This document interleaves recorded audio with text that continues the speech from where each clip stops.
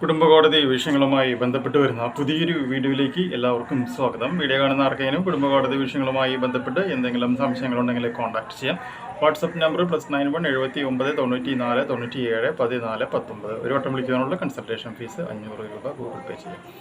ഈ വീഡിയോയിൽ നമ്മൾ ഡിസ്കസ് ചെയ്യാനായിട്ട് പോകുന്നത് ഭർത്താവിനോ ഭാര്യയ്ക്കോ ഒരു അവിഹിത ബന്ധമുണ്ട് എന്ന ആരോപണത്തിൻ്റെ അടിസ്ഥാനത്തിൽ ചൈൽഡ് കസ്റ്റഡി നഷ്ടപ്പെട്ടു പോകുമോ എന്നുള്ളൊരു ചോദ്യവുമായി ബന്ധപ്പെട്ട് വരുന്ന ഒരു വീഡിയോ സീരീസാണ് നമ്മൾ ചെയ്യുന്നത്. കഴിഞ്ഞ വീഡിയോയിൽ നമ്മൾ പഞ്ചാബ് ഹരിയാന ഹൈക്കോടതിയുടെ നിരീക്ഷണം എന്താണ് എന്നുള്ളത് നമ്മൾ ഡിസ്കസ് ചെയ്തിട്ടുണ്ടായിരുന്നു.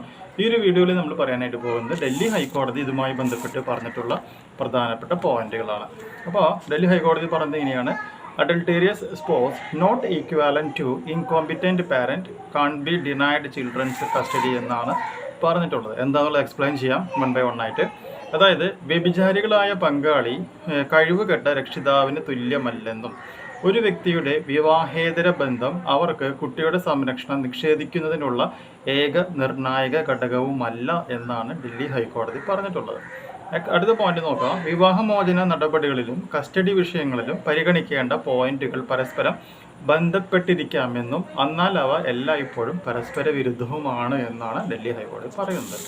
മൂന്നാമത്തെ പോയിന്റ് നോക്കാം. മാതാപിതാക്കളുടെ വ്യഭിചാരം തെളിയിക്കപ്പെട്ടാൽ പോലും അത്തരം വ്യഭിചാരം കുട്ടികളുടെ ക്ഷേമത്തെ ബാധിച്ചുവെന്ന് തെളിയിക്കാൻ കൂടുതൽ എന്തെങ്കിലും ഇല്ലെങ്കിൽ കുട്ടികളുടെ കസ്റ്റഡിയിൽ നിന്ന്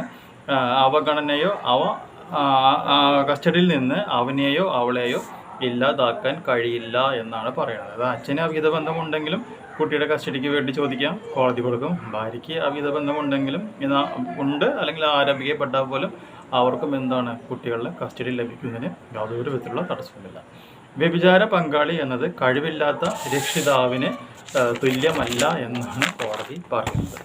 നെക്സ്റ്റ് പോയിന്റ് നോക്കുക. അവൾക്ക് പ്രത്യേക താല്പര്യമുള്ള മൂന്നാമത്തെ വ്യക്തിയോടൊപ്പമാണ് അമ്മ പതിവായി സമയം ചെലവഴിച്ചതെന്ന് രേഖകൾ പ്രതിഫലിക്കുന്നു.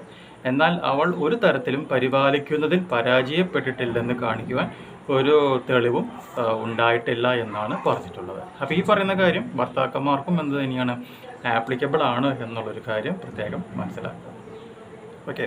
അപ്പോൾ അവിഹിത ബന്ധമുണ്ട് അല്ലെങ്കിൽ വ്യഭിചാരമുണ്ട് എന്നുള്ളതിനേക്കാൾ ഉപരി കുട്ടിയെ നോക്കുവാനായിട്ട് ഈ പറയുന്ന ആളുകൾക്ക് പറ്റുമോ പറ്റില്ലേ എന്നുള്ളതാണ് ഇതിൻ്റെ ഏറ്റവും പ്രധാനപ്പെട്ട പോയിൻ്റായിട്ട് കോടതിയിൽ പറയുന്നത്. പക്ഷേ ഇതിൻ്റെ മറ്റൊരു പ്രധാനപ്പെട്ട വശം എന്താണെന്ന് വെച്ചിട്ടുണ്ടെങ്കിൽ ഒരു വ്യക്തിയുടെ സ്വഭാവ സവിശേഷതകൾ കുട്ടികൾ ഒബ്സർവ് ചെയ്യുകയും അത് സ്വന്തം ജീവിതത്തിലേക്ക് പകർത്തുവാനുമായിട്ടുള്ള ഒരു സാഹചര്യം ഈ കുട്ടികളുടെ മനഃശാസ്ത്രം പഠിച്ചിട്ടുള്ള ആളുകൾക്ക് അറിയാം.